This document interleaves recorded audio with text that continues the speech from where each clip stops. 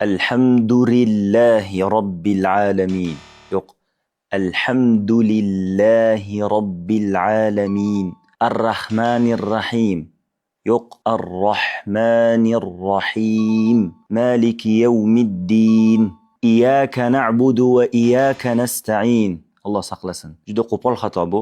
Namoz buzishgacha boradigan xato. Bu yerda iyyaka desak, tashdidsiz aytsak, quyoshga sig'inamiz bo'lib qoladi. Bu yerda tashdid bor. Buni bildirishimiz kerak. Iyyaka na'budu va iyyaka nasta'in. Ihdinas siratal mustaqim deydi ko'pchilik. Xato. Ihdinas siratal mustaqim.